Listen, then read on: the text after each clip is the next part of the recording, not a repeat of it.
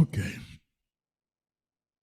Bien, estamos también haciendo una grabación de las presentaciones para subir a otro canal de YouTube para que pueda quedar como evidencia por si alguien no puede asistir y quiere ver el tema en diferido. Dios le bendiga. Bueno, vamos a empezar probando como siempre, hermano, probando. Quiero que me digan acerca de la presentación en la pantalla, mi imagen y el sonido. Lo que más me interesa es el sonido, si se me escucha bien. Vamos a ver. Díganme sí o no, sí o no. Nítido, nítido, nítido. Nítido. Sí, eso me interesa. Porque ustedes saben que en la virtualidad lo que más importa es el audio. Que la gente te escuche. No te ve bien, amén, pero si te escucha bien. Bien, bien. Um, el tema de hoy es el amor vivo. Y el texto para memorizar o el texto para reflexionar hoy lo encontramos en Juan 11:25. Él les dijo, Jesús, yo soy la resurrección y la vida. El que cree en mí, aunque esté muerto, vivirá. Gloria a Dios. El 9 de mayo del año 2016, la revista Abeja publicó un artículo sobre la creencia de la resurrección en Jesucristo. El artículo afirma que esa creencia fue lo que sacó al cristianismo de la secta clasificación para transformarlo en la mayor religión del planeta y cita 1 Corintios capítulo 5, verso 13 al 17, que dice: porque si no hay resurrección de muertos, tampoco Cristo resucitó. Y si Cristo no resucitó, vana es entonces nuestra predicación, vana es también vuestra fe, y somos hallados falsos testigos de Dios, porque hemos testificado de Dios que Él resucitó a Cristo, el cual no resucitó, si en verdad los muertos no resucitan, porque si los muertos no resucitan, tampoco Cristo. Tampoco Cristo. Bueno, y si Jesús no resucitó, en vana es nuestra fe. De hecho, la resurrección de Cristo es nuestra gran certeza de victoria sobre la muerte. Su resurrección es nuestra esperanza y nuestra victoria. Sí, la tumba está vacía. Sí, Cristo vive. Gloria a Dios, hermanos. A Dios que servimos está vivo. ¿Se ha preguntado alguna vez cuál sería el hecho principal que hace la religión cristiana sea diferente a las demás? ¿Será el nacimiento virginal de Jesús? ¿Será tal vez las enseñanzas de Jesús sobre una vida centrada en el amor? ¿Será la fuerza transformadora de un libro sagrado? Bueno, en verdad, el hecho más significativo que separa al cristianismo de otras religiones es la resurrección. Miles de personas hacen peregrinación para prestar culto y adoración a la tumba de los restos mortales de Mahoma. Sabemos que los restos mortales de Buda también existen, pero la tumba de Jesucristo está vacía. Sobre esa tumba vacía estuvo el fundador de la única religión capaz de afirmar: yo soy la resurrección y la vida. El que cree en mí, al que esté muerto, vivirá. ¿Qué significa la resurrección de Cristo para un cristiano? Es realmente muy triste la tendencia de celebrar el maravilloso significado de la Pascua, reduciéndolo a conejitos y huevos coloridos. El mayor motivo de gratitud y el gran significado de esta fecha es que Cristo vive y que el hombre puede vivir con Cristo. Solamente el hombre y la mujer, niño o niña que vive con Cristo realmente sabe con seguridad que Cristo vive. El sacrificio de Cristo resulta en salvación. La muerte de Jesús resulta en vida para nosotros. Cristo vive porque Él nos muestra diariamente a través de su amor cómo vivir. Las personas que no creen y no viven en Cristo jamás conocerán la maravillosa esperanza de que promovió su resurrección. ¿Alguna vez se preguntó, cómo puedo saber si la resurrección de Cristo es verdadera? Sabemos que Cristo vive porque su amor nos muestra diariamente cómo vivir. A continuación veremos 4 ejemplos prácticos que nos dan la seguridad de que Cristo vive. Él es el amor que vive. Vayamos a ver el primer paso o la primera evidencia. La número 1, el amor que perdona. Un problema que no todas las personas están en condición de admitir, pero que todas las personas tienen, es de lidiar con el perdón. Nos resulta muy difícil perdonar a quienes nos traicionan, que toman ventaja de nosotros, que nos acusaron erróneamente, que hablaron mal de nosotros, y porque creemos que es difícil e incluso imposible perdonar a quienes se abusaron de nosotros, a veces creemos que es incluso imposible que Dios nos pueda perdonar cuando lo tratamos de la misma forma. Sin embargo, la cruz, hermanos, la cruz fue el último púlpito de Jesús y para ese último sermón, el Señor solucionó el problema del perdón. Pero cuando Jesús vive en nosotros, Él nos ayuda a recordar lo que Él mismo haría en nuestro lugar. Por eso que ahí en el Calvario, en aquel lugar llamado la calavera, le crucificaron allí, y los malhechores, y unos a la derecha y el otro a la izquierda. Y Jesús decía, Padre, perdónalos porque no saben lo que hacen. ¿Será que hay significado en el hecho de que esta oración de perdón haya sido lo primero que Jesús dijo en la cruz? Padre, perdónalos. Nada saldrá bien en su vida hasta que usted pueda hacer la misma oración que Jesús hizo. Padre, perdónalos. Esto debe estar antes que cualquier cosa. No puede haber crecimiento en la experiencia espiritual hasta que podamos hacer esa oración de perdón. En primer lugar, Jesús oró perdonando. Orar antes es el preanuncio del crecimiento espiritual y del alivio del perdón. Hermano, si tienes dificultad en creer que Jesús lo perdona, mire, Él perdonó a quienes lo clavaron en la cruz antes que ellos lo pidieran. Y si Él puede perdonar a quienes los clavaron en la cruz, podemos creer que Él puede perdonarnos también. ¿Cuánto dicen amén? ¿Cuánto dicen gloria a Dios? Porque Jesús perdonó a los que lo estaban crucificando antes de que ellos lo pidieran. Ellos no pidieran, fueron perdonados, pero Jesús le dijo, Señor Padre, perdónalos. Y Jesús le dio perdón. Por eso que perdonando a los demás y aceptando el perdón de Cristo es como somos nosotros, tú y yo, somos restaurados. Así todos nosotros podemos vivir involucrados saludablemente con el tema del perdón, perdonando a los demás y aceptando el perdón de Cristo.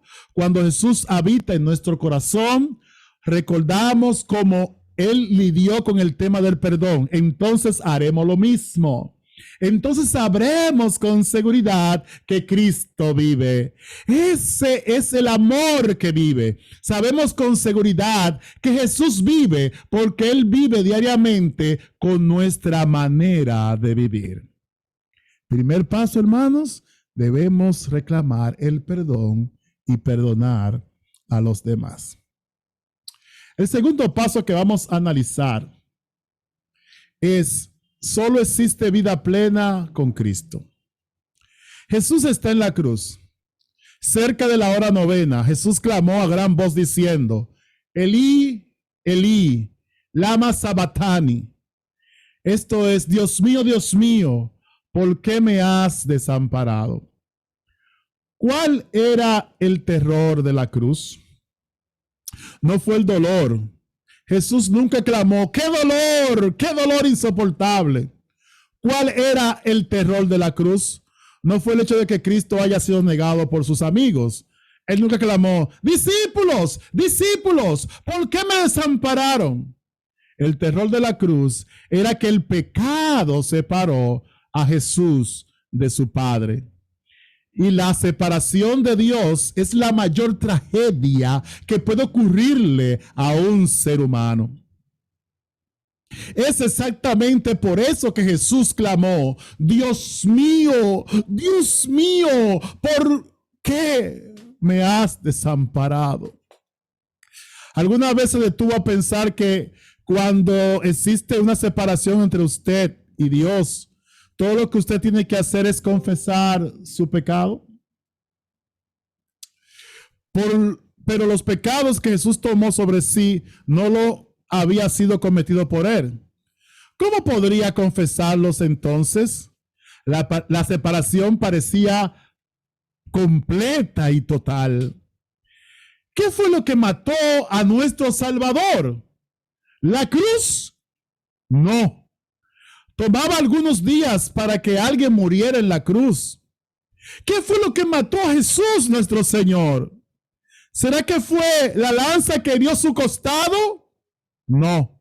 En ese momento él ya estaba muerto. Entonces, ¿qué fue lo que mató a nuestro Salvador? Fue la separación del Padre. Fue el pecado que se interpuso entre él y Dios. Tenemos que pedirle a Jesús que nos haga entender la seriedad del pecado. Todos vivimos con el problema de olvidarnos de la seriedad del pecado.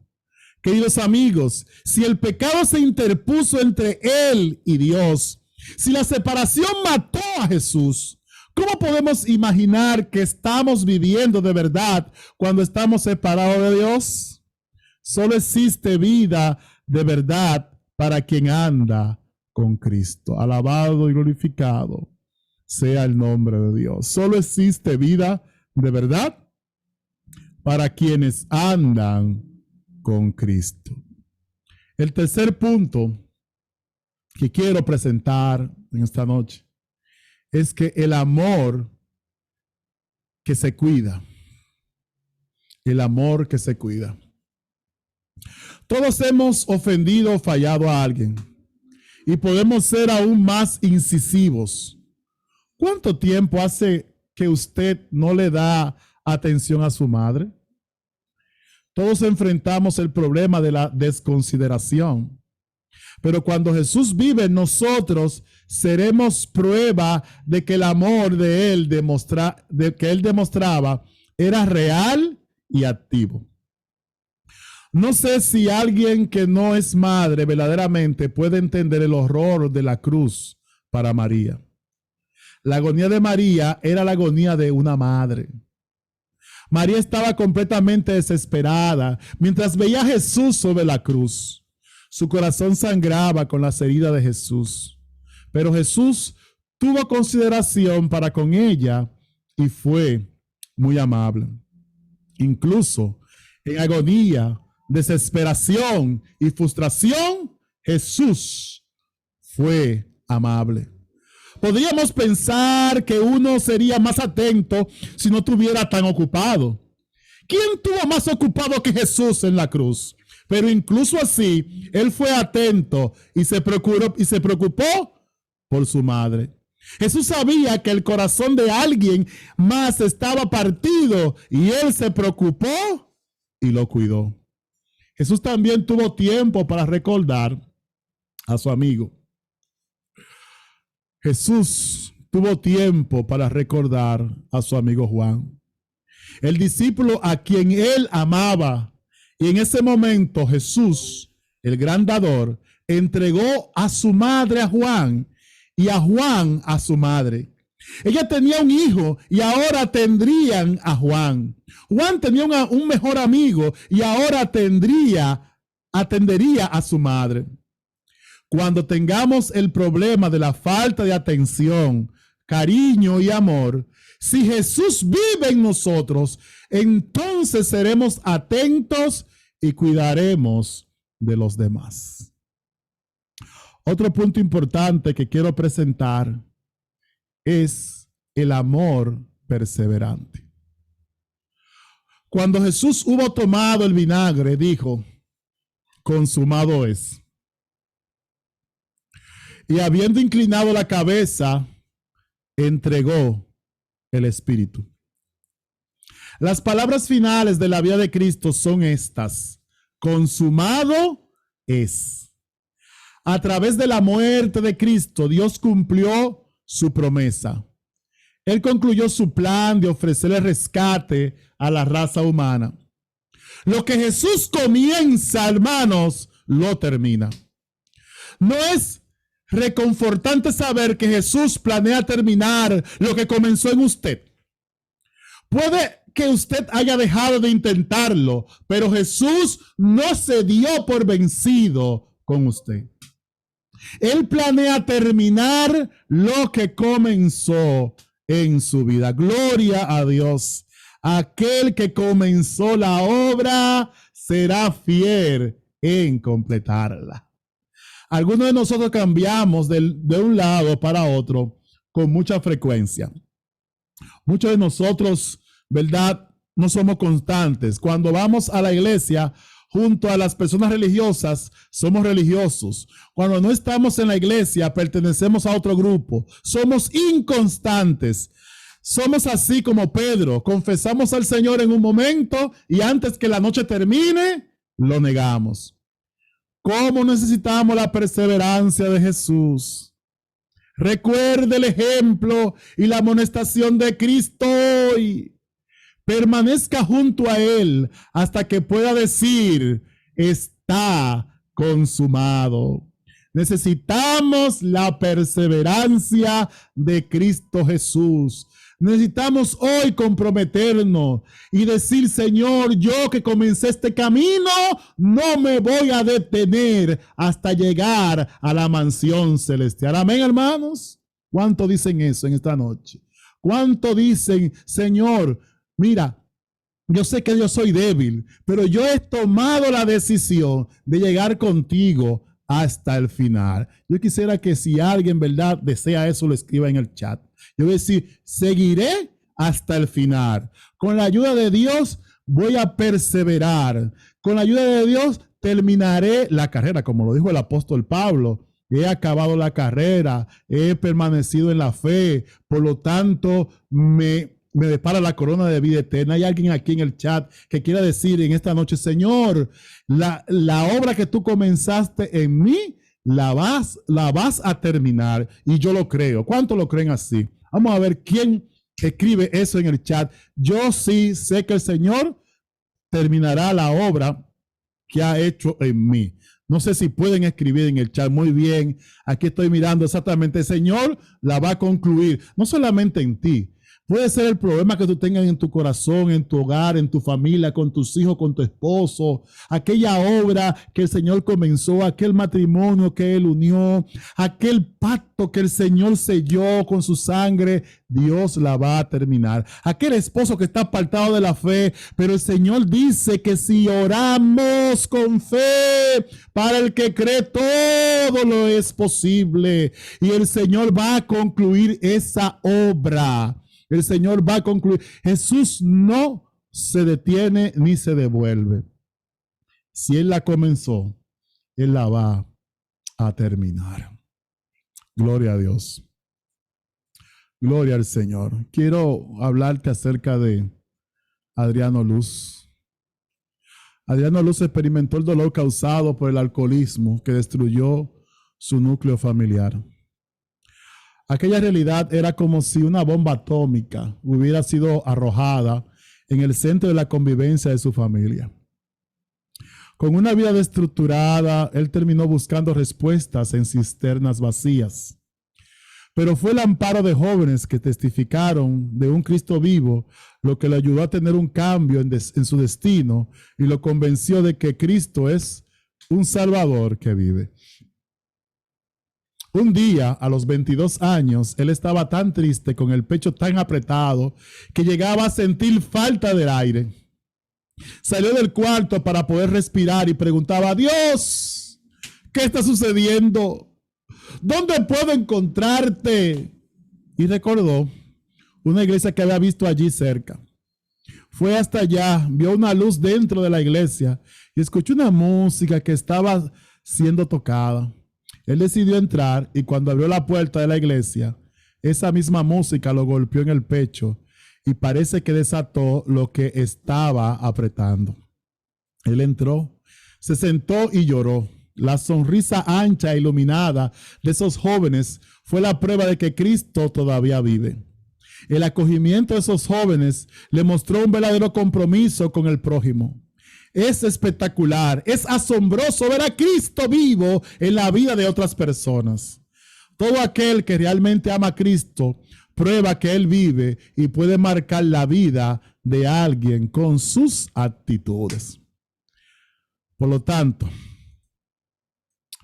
hoy sabemos que Jesús vive y no para ocupar el trono del cielo. Él vive para ocupar el trono de tu corazón, mi querido hermano que me estás escuchando en este momento. Y la mayor prueba de que Jesús vive es que está viviendo en ti ahora mismo y está tocando la puerta de tu corazón. Pregúntele a Cristo lo que Él quiere que usted haga. Cuando se encuentre con un problema práctico del día a día, establezca como patrón de su vida preguntarle a Jesús lo que usted debe hacer. Esté preparado para hacer lo que Él pide. Muchas personas nunca verán una tumba vacía, pero verán su vida. Y ellos deben saber con seguridad que Jesús está vivo, porque el amor de Jesús vive en usted. Es mi llamado que hoy, con el nombre de Cristo, podamos decir: Señor, vive en mi corazón. Gloria a Dios. Gracias, Magdalena. Exactamente. Jesús vive en mi corazón. ¿Quiénes quieren escribir eso y aceptar el llamado que Dios hace? Y escribir eso en el chat. Jesús vive en mi corazón, como un pedido. ¿Quiénes quieren hacer ese pedido a Jesús? Vamos a copiar eso en el chat y vamos, todo lo que acepten el llamado, vamos a escribir: Jesús vive en mi corazón. Voy a esperar, ¿verdad?, que nosotros, lo que hemos aceptado el llamado, podamos escribir: Jesús vive en mi corazón. Ese llamado que Dios hace en esta noche. Jesús vive en mi corazón. Hay alguien que quiera, ¿verdad?, escribir, y si no puede escribir, puede abrir el micrófono y puede hablar y decirlo: Señor Jesús, vive en mi corazón. Jesús, vive en mi corazón. Jesús, Señor, Jesús vive en mi corazón. Gloria a Dios. Gloria a Dios. La palabra de Dios dice, hermano, que Jesús está a la puerta y llama. Si alguno oye su voz y abre la puerta, Él entrará a él, cenará con él y él contigo. Pero hay una parte del ser humano que uno tiene que tomar la decisión, es decir, para Dios obrar en nuestras vidas, no tenemos que abrirle la puerta, es decir, darle el permiso, porque sabemos que hay una batalla entre bien y el mal. Entonces, para que Dios pueda obrar y hacer la transformación, nosotros tenemos que darle el permiso. Él se va a encargar, pero tenemos que darle el permiso. Y ese permiso se lo damos a través de nuestro sentido, nuestras palabras. Tenemos que decirlo con otra boca: Señor, yo soy tuyo. Y si no tenga miedo de decir: Señor, yo soy tuyo, yo pertenezco a ti y siento mi debilidad, pero creo en tu poder. Aunque usted no lo sienta, pero proclame la palabra. Y a usted, al hablar esa palabra, se va a desatar un poder que no es suyo, sino un poder que viene del cielo, porque usted está cumpliendo con una condición del cielo. Decir: pedid y se os dará. Miren, es tan maravilloso, hermano, que yo siempre comparo que el Señor es como, no sé lo que han tenido la